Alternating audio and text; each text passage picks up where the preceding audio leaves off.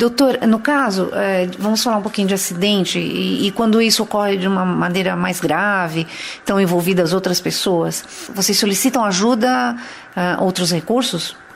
Dependendo nos casos de acidente, dependendo da quantidade de feridos, da dimensão desse acidente, existe todo um esquema já montado, a própria regulação já envia para o local os recursos do SAMU que estão disponíveis, e se a situação ela não consegue ser resolvida só com os recursos do SAMU disponíveis, aciona também o apoio do Corpo de Bombeiros, Defesa Civil, Polícia Militar e Polícia Rodoviária para a sinalização do local, além das próprias concessionárias quando os acidentes ocorrem nas rodovias. Existe toda uma interligação entre esses serviços de urgência e emergência. O diálogo entre os serviços é bastante tranquilo. E até quando acontece algum acidente mais sério, as pessoas que estão passando, a população em geral, muitas vezes eles têm a necessidade, até por solidariedade, em querer ajudar. Mas isso nem sempre é uma boa alternativa, não é verdade, doutor? Sem dúvida. Um princípio que é respeitado, inclusive por nós, pelos socorristas, pelo serviço pré-hospitalar, é a segurança de quem vai fazer esse atendimento. Então, a primeira avaliação que é feita é a avaliação da cena.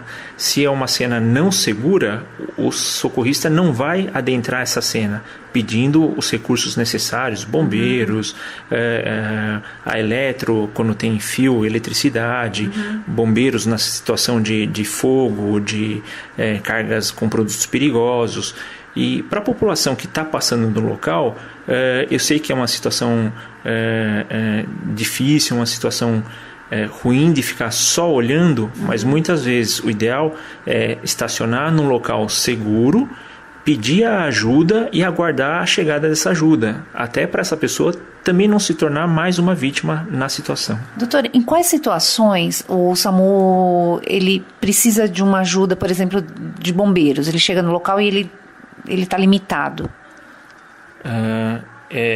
Tem uma grande maioria das situações que envolvem salvamento em altura, resgate em água, produtos perigosos, incêndio, eletricidade, ou nas situações em que acidentes de automóvel, por exemplo, em que o automóvel fica de tal forma danificado que não tem como retirar o paciente, a vítima desse automóvel. Quem está capacitado a fazer essa retirada, essa extricação que a gente chama, é o Corpo de Bombeiros.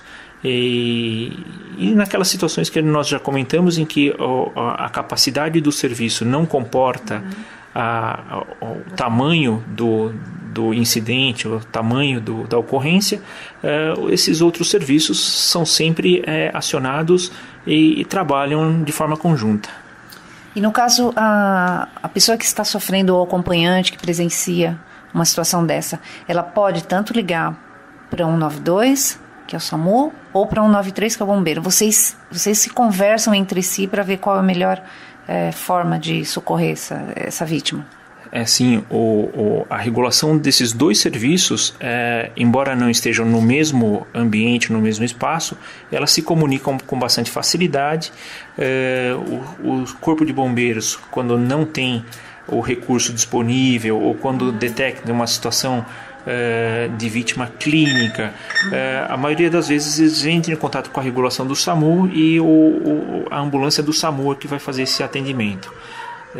Em situações em que sabidamente envolvem produtos perigosos, eletricidade, resgate em água, resgate em altura, incêndio, de imediato já é acionado conjuntamente o Corpo de Bombeiros.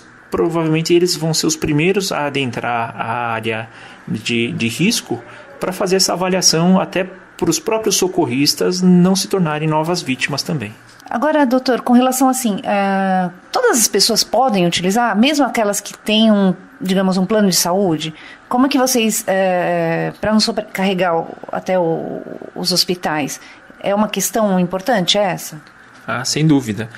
sempre quando é feito um atendimento e nós sempre perguntamos se tem algum convênio, depois que o paciente é atendido no local, é estabilizado, é feito esse primeiro atendimento, essa remoção para os hospitais, ela é feita para hospitais públicos quando o paciente não dispõe de convênio, e quando ele dispõe de convênio e informa isso, não se tem nada contra que seja transportado para um hospital de convênio.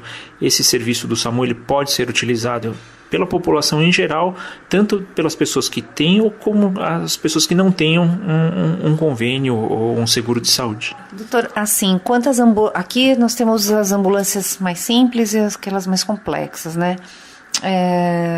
Quantas ambulâncias nós temos, então? Na base descentralizada de Atibaia, nós temos uma ambulância avançada, que conta com o condutor socorrista, o médico e a enfermeira, 2 ambulâncias de suporte básico, cada uma delas com um condutor socorrista e um técnico de enfermagem, e uma viatura chamada transporte sanitário.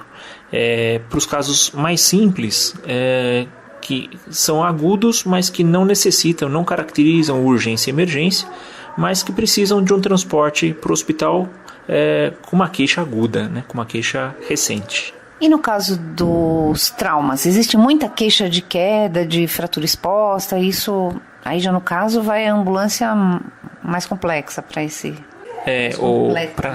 Para situações em que o solicitante descreve uma situação de acidente de trânsito, queda, trauma, mas que não caracterize risco iminente de vida, ou seja, não tem suspeita de parada cardiorrespiratória, não tem suspeita de insuficiência respiratória, é despachada uma ambulância de suporte básico com o condutor socorrista e a técnica de enfermagem.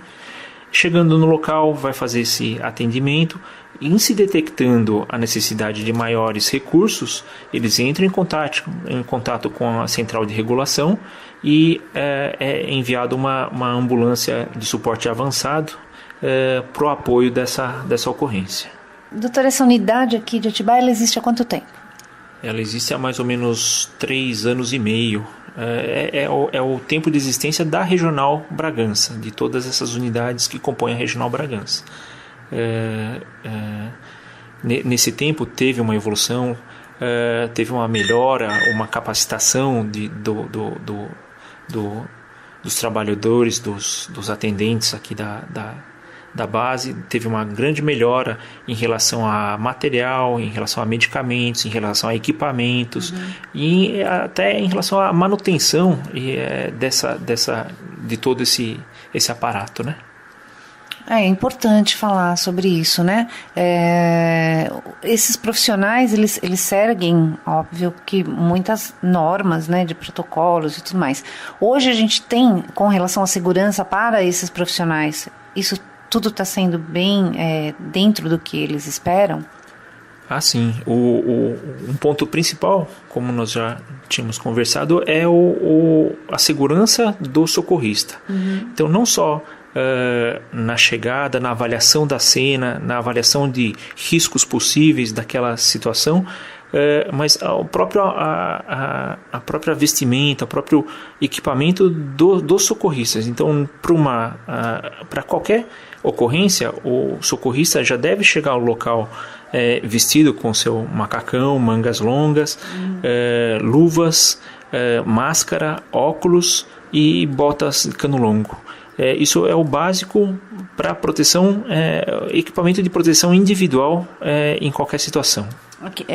Doutora, assim, se a pessoa tem um atendimento de urgência, alguma coisa muito séria que aconteceu e ela já leva esse indivíduo para o hospital. Com relação a essa parte de higienização do veículo e tudo mais, ele volta para a unidade para fazer essa higienização antes de atender outra ocorrência ou isso é feito no hospital? Dependendo da dimensão da ocorrência, se a viatura, a maca, o equipamento ficou sujo de secreções, sangue, ou é atendido algum caso com risco de doenças infecciosas, doenças que possam ter sujado a viatura e levar risco para um próximo paciente, essa viatura obrigatoriamente tem que ser retornar à base, passar por uma limpeza. Nesse mesmo tempo em que ocorre a limpeza interna da viatura, são repostos os materiais que foram utilizados, os equipamentos de proteção individual, então luva, máscara, isso tudo é descartado de forma adequada e reposto para uma próxima ocorrência.